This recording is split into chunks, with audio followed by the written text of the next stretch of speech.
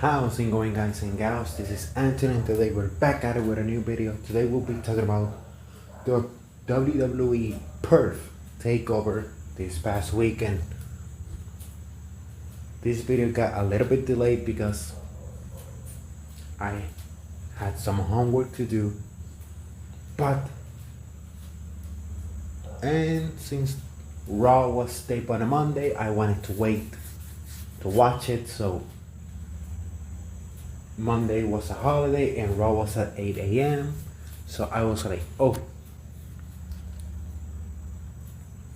I'm gonna wait to watch it and add what happened there on the review.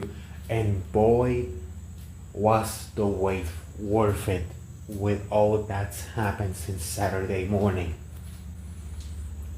As always, if you like this type of content, like, comment, share, and subscribe. Without further ado, let's jump right in. So let's talk about some of the things that happened on SmackDown. We kicked off with it was the last show before Crown Jewel, so obviously Cody Rhodes came out to talk about the match with Seth Rollins, especially after the excuse me,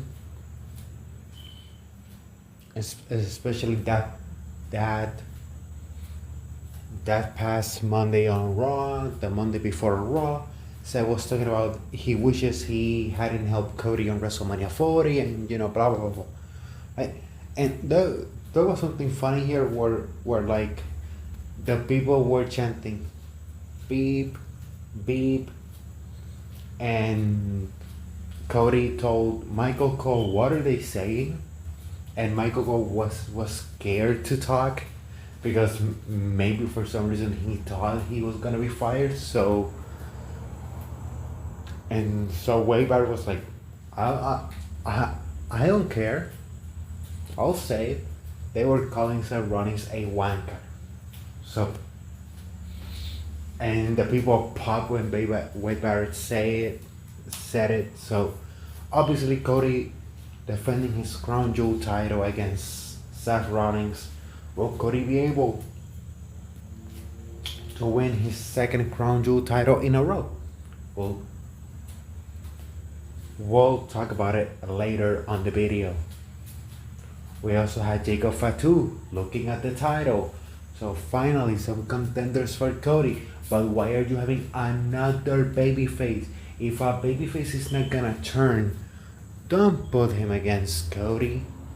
Because SmackDown really needs heels. SmackDown really needs heels. Like, WWE has a heel problem right now because on the babyface side, they have no problems. They've got Roman, they've got Cody, they've got Punk, they've got LA Knight, they've got Orton for now, they've got Jacob Fatu, they've got Damian Priest. Like, the babyface side on each brand is okay, but the heel side is in shambles. But the thing that I really wanted to talk about this past Friday night on SmackDown is the last man standing match between Damian Priest and Aleister Black, especially that great finish. So, they are battling through the crowd, they are on top of a production box. Damian Priest is beating the hell out of Aleister, and Zelina Vega comes out. And she's begging Damian Priest to stop. She's talking to him in both English and Spanish. Both fellow Puerto Ricans, so they know both languages. So she's begging him to stop in both English and Spanish.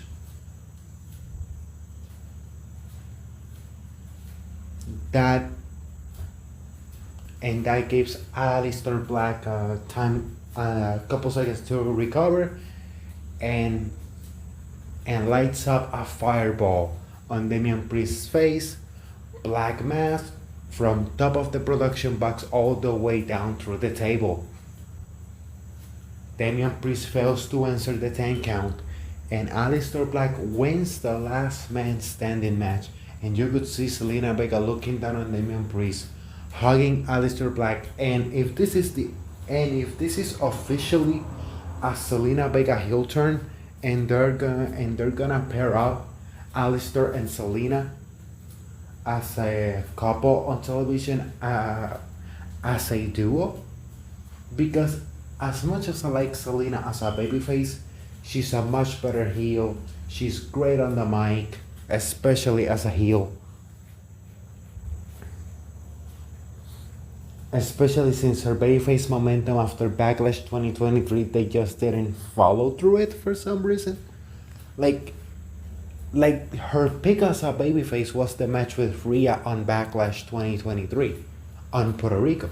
I was there that night on the crowd, and when Rhea won, a riot almost happened.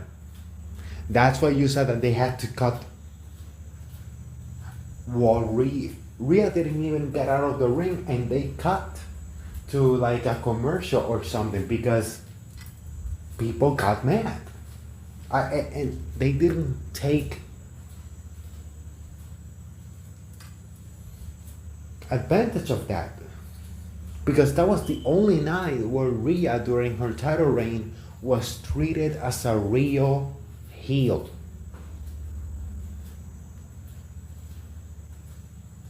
But I digress.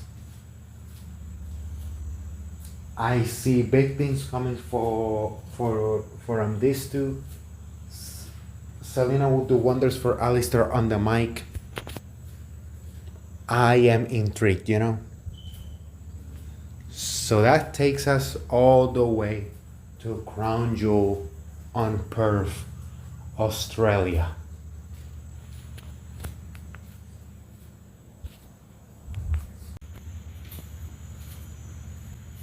And yes, I woke up at 8 something in the morning to watch this show. I missed initially Bronson Reed versus Roman Reigns, but then I watched it later. I watched the Australian street fight after the show was over because I woke up late. So that's nice. At least don't do them at 8 p.m. Start them at 9.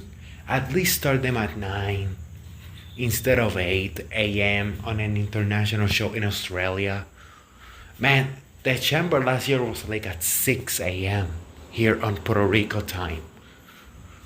Golly. But hey, now I understand international crowds having to stay up until 1 in the morning to watch Raw live or SmackDown.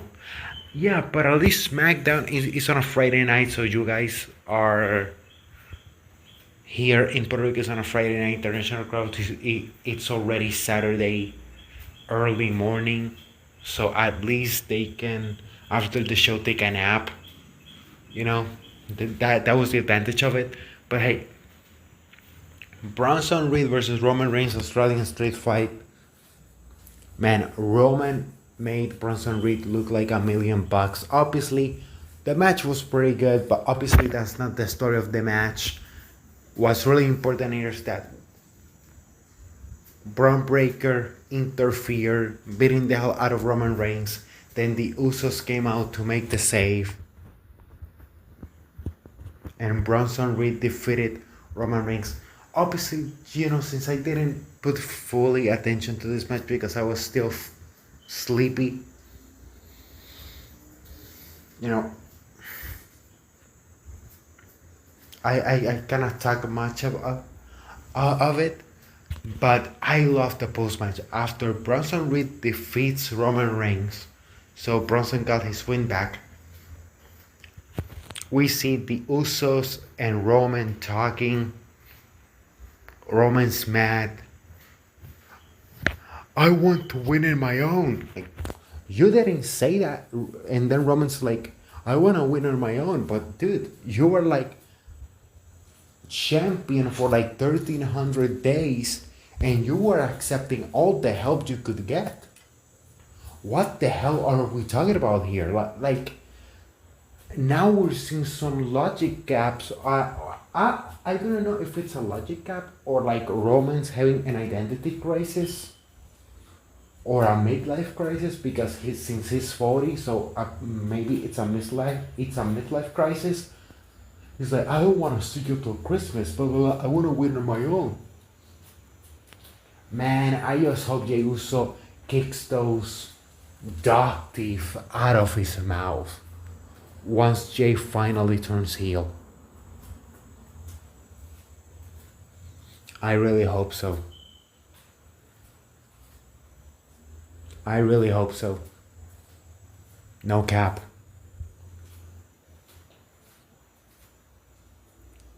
So then we went to the Women's Crown Jewel Championship.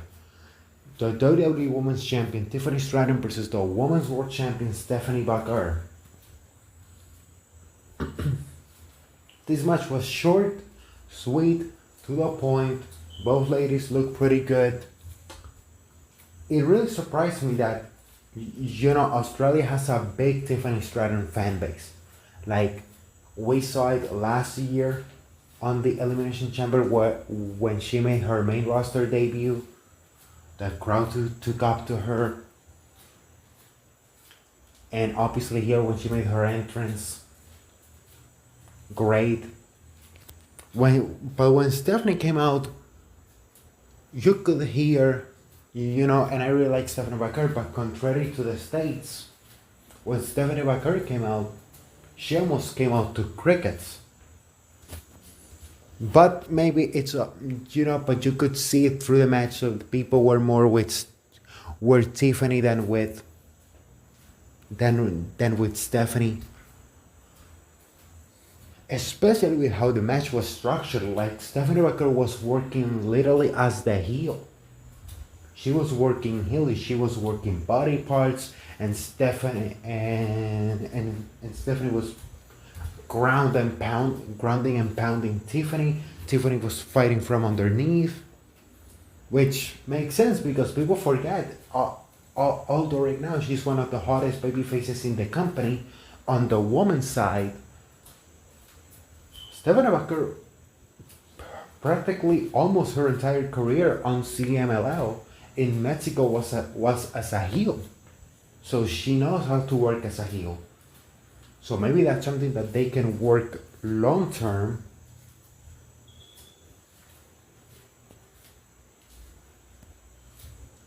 That's something that they can work long term, But I really like the spot where Tiffany did like a cartwheel. Once Stephanie got her into like a pile driver position, she did a cartwheel and turned into an Alabama slam. That was a great spot. And since this was a short match, obviously Stephanie Baker won, breaking the undefeated streak that Tiffany Stratton had in 2025. She's the woman that beats her and becomes the Women's Crown Jewel champion. Triple H comes out, congratulates her, and Stephanie is all happy, teary-eyed, lifting up the Women's Crown Jewel title. She's the champion of champions on the women's side. So there's that. And so now talking a little bit about what happened on Monday Night Raw. Her next challenger apparently looks like to be Roxanne Perez, but I don't think Roxanne's winning here, and I think this feud is gonna build up to the return of Liv Morgan. I think that's gonna build up to the return of Liv Morgan, and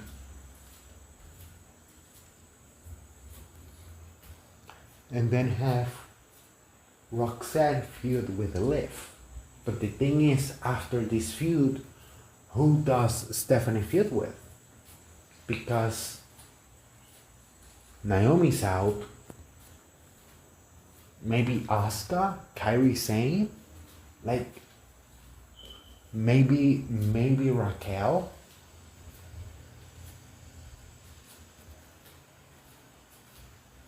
They need to But I would really love Asuka to challenge Stephanie after this mini feud with Roxanne Perez. And then the match of the night happened. The match of the night happened.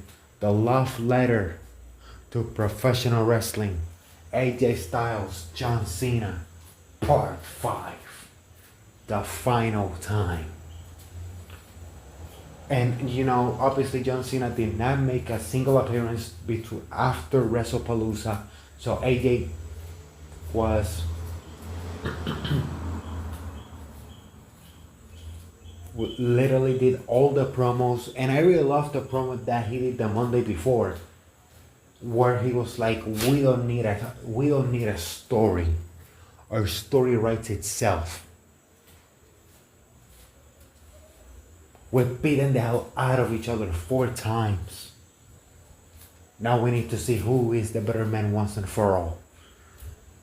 And I get to do something I love to do, beat up John Cena. And then he does the John Cena salute.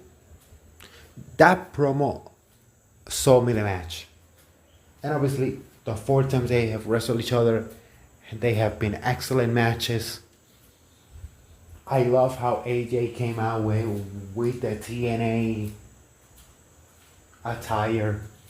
The only thing that I would have loved, if instead of coming to They Don't Want None, he would have come out with dun, get ready to fly. I am. Oh my God, that would have been amazing. That would have been awesome. And obviously John Cena came out with the Last Time Is Now Perth merch. And obviously, John, and once John got in the ring, you knew this was special. After the John Cena Never Seen 17 in introduction. Before the match begins, he goes to Alicia Taylor, he gives her a paper. And he's like, and then Alicia starts reading it, and she's like, the definition of total non-stop action. And then AJ looks at John like, you mother. He looks at him like, you mother. And the line that really popped AJ was like, the ace and undisputed leader of the Bullet Club. Let's see if he can beat up John Cena one final time. The phenomenal AJ Styles.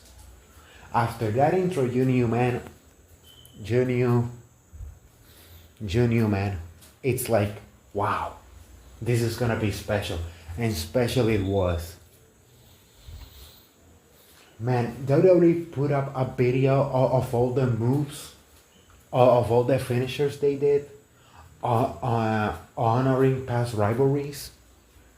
Like John Cena did the skull crushing finale. AJ did the coquina clutch.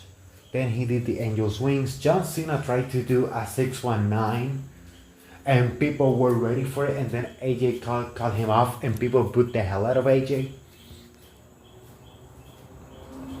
AJ also did a switch in music. He did an AA. John Cena did the Hangman DDT. He did the RKO. He tried to do a punt kick.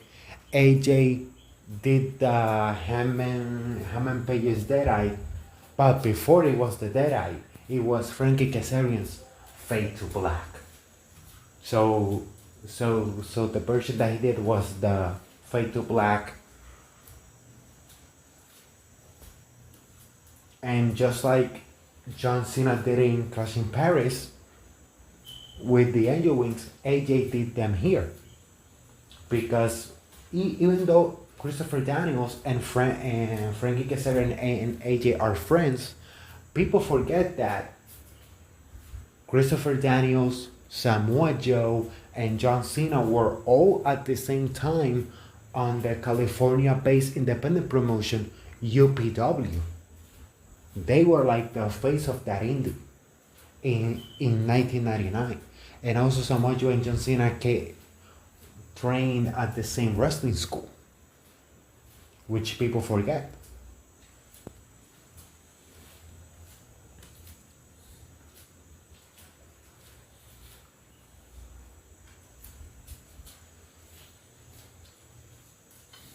And I mentioned the switching music, right? So AJ gave John Cena some switching music, and obviously to top it all off, John Cena chokeslam, tombstone, AA for the 1, 2, 3.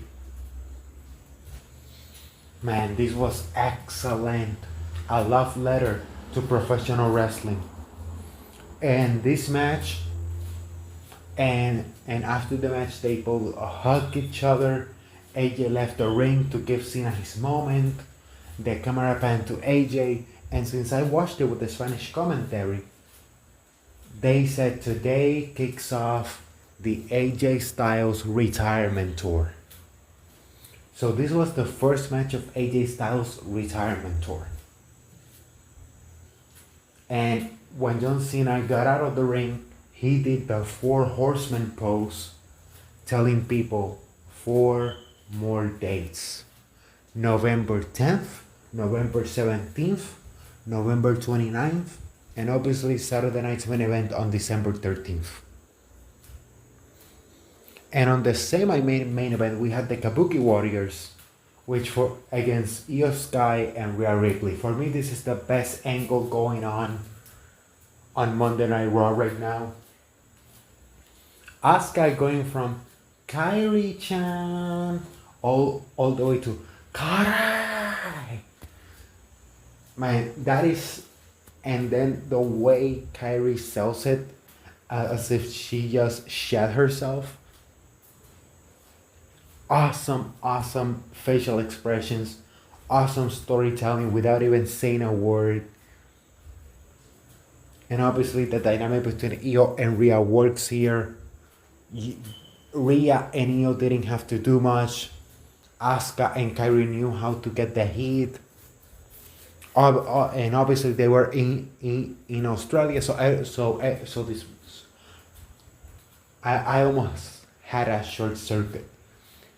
But what I'm trying to say is that they didn't have to do much, but what they did had the crowd going, which is what professional wrestling is. That is what defines a great worker.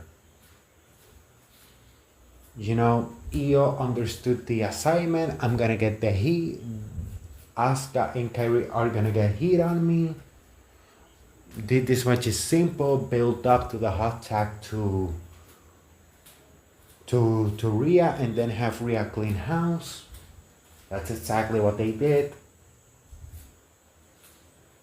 I was surprised that this match was right after Cena and AJ. I actually thought that the match after Cena and AJ was gonna be the Women's Crown Jewel match. Because I was thinking to myself, the match after it may suffer. And it suffered just a little bit, but not much. Because the crowd was on it fully. And obviously, the Genius of the Sky hits the moonsault on Kairi Sane for the 1, 2, 3. And let me tell you this, I would not be surprised if Io and Rhea are in line for a shot at the women's tag team titles. Because they should. And I really liked how on Monday Rhea and Io were attacked by Asuka and Kairi, so both of them got their heat back after losing on Saturday. I really like that. So now for the main event and all the ramifications that came out of this main event on Monday Night Raw. we need to see. So Cody Rhodes versus Seth Rollins, part 4. The finish was obvious since the beginning. Before the match, Seth Rollins took out the Rolex that Cody gave him after WrestleMania 40. So you knew the Rolex was coming into play. These two guys, they know how to work with each other. But I'm going to go on a little bit of a rant here. And I know that I'm going to jump up here and be like, man, Seth Rollins, why are you such a moron, buddy? Like, why do you sometimes let your indie thoughts take over you, buddy? Why do you let your indie thoughts take over you? Because that headbutt messed up your arm so bad that you may now have to relinquish the title, and they have to crown a new champion now after you did that move. Because as you can see, he did the headbutt, and what I'm hearing is that he tore his rotator cuff. I hope he doesn't need surgery. And it's something that he can, nurse for a couple of weeks, and it's all great and dandy.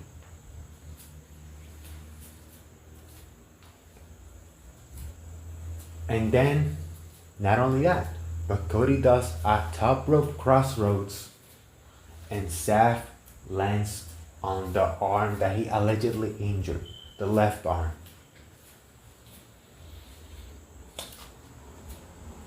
So, fast forward to the finish, because I really want to talk about the ending of Monday Night Raw. So, Seth Rollins takes the Rolex without the referee looking. He decks Cody right on the head on it. What is John Cena with the Rolex, getting hit by Rolex? John Cena, when he turned heel, he busted him open with a Rolex. Now Seth Rollins shit stupid him by hitting him with a Rolex. Like, John Cena should really change what type of watches. I mean, what kind of watch he uses. I mean, God, dude, I have a Captain John. Like, maybe change to Captain John or something. So, Rolex to the forehead, stomp 1, 2, 3. Seth Rollins is your men's Crown Jewel champion. He's like, finally, I beat Cody Rhodes.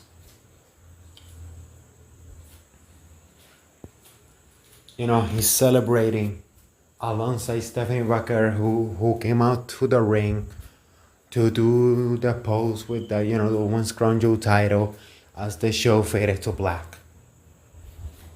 This was 10 times better than WrestlePalooza. Like, go watch it. If you need to go back and watch something, watch the Cena and AJ match. I mean, you know what? I recommend watching the entire show back, but if I have to recommend only segments of the show, I would recommend the Cena and AJ match and the main event. They were great. Although Cena and Seth was a little, not Cena and Seth, Cody and Seth was a little bit long, but hey, it was pretty good. I had Cena and Seth in my mind because originally that was the plan for Crown Jewel. Cena and Seth before they brought back the idea of champion versus champion. And now let's talk about the Monday Night Raw. The ending of last Monday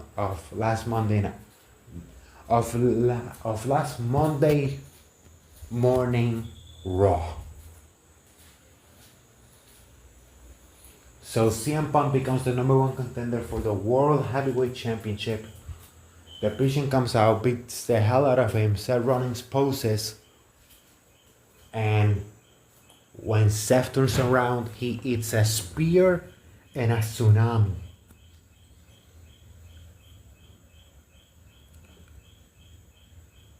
And I'm like, what the hell's going on? But before that, they did a pretty good job on the opening promo of the show when Seth came out to celebrate, saying he doesn't need Braun Breaker, he doesn't need Bronson Reed, he doesn't need Paul Heyman.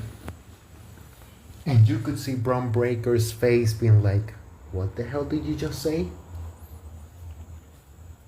So in a way, they were like building up. And then throughout the night, the backstage segment with Heyman and Seth, and I need to tell you, the chemistry just hasn't been there with Heyman and Seth. Because the problem with the vision that's had since the beginning is that Seth doesn't need somebody to talk for him. That's the thing. He doesn't need a mouthpiece.